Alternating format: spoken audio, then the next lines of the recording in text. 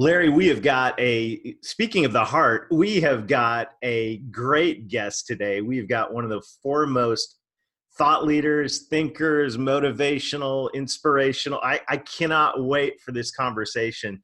So why don't you introduce our good friend and let's dive in.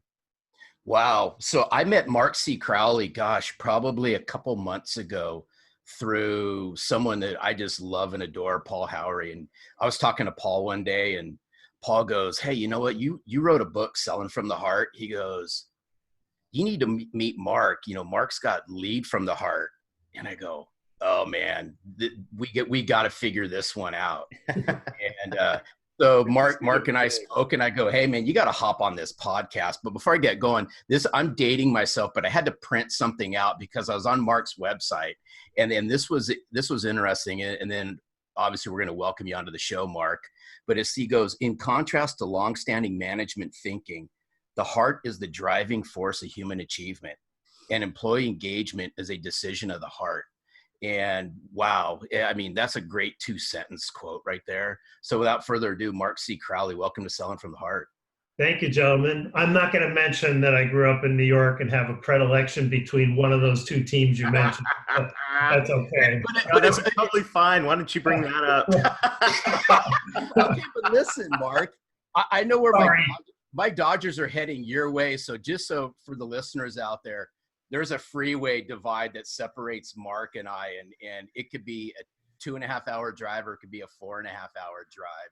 So my beloved Dodgers are going south to San Diego to play the Padres now. So we'll see what happens. That'll be some easy wins for you.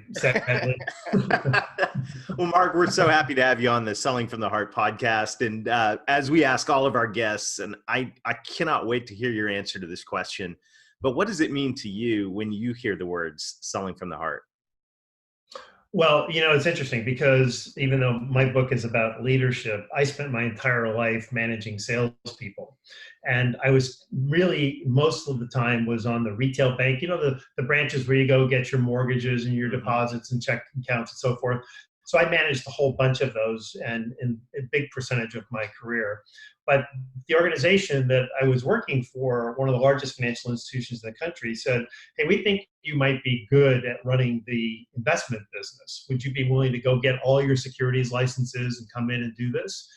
And so I'm a guy who doesn't have, you know, still to this day, I've never sold a stock, I've never sold a bond, but I ended up managing a couple thousand people that did that.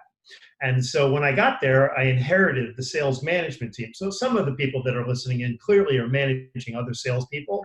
Mm-hmm. And so the first thing they told me was, you know, we know you have this reputation about really caring about your people and really supporting your people and even nurturing these people.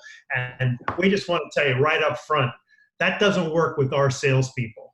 And, that's great. So this is what they got together in a group to tell me this, you know, like day one, like your whole methodology is never going to work with these people.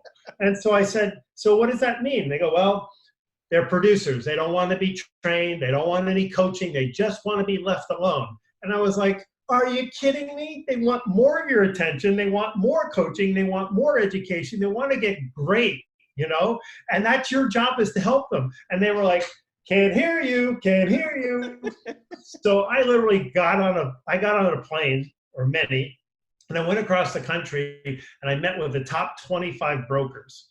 These are people that everybody knows they only get paid if they sell something, right? So they're money driven, no heart, you know? So I said, "Hey, you know, I'm the new national sales manager for all of this business, and no, I don't really know your business. I've never done it really. So, you know, if I could give you like one thing that could make your life better or your business better, what would it be?" And what do you think they said? "Give me more attention. Give me more classes. Give me more." It was like, you know, and I was like, and so I played along with it. I go, "Well, I've been told that that's not going to work with you guys and that you just want to be left alone." And they're like, that's why they asked you to come in, because we knew that somebody in our own organization wasn't going to get what we needed. And wow. It's this bad attitude about sales management. They're human beings too. That's what I learned. And the more I invested in them and got to know them, you know, what their lives were, what their ambitions were, what kind of a product mix they had. The more that I identified that and could find ways to elevate them, the higher level of achievement they attained. And we set, by the way, 25-year-old business, record profit, record sales in the very first year. So heart goes a long way in sales. That's my answer.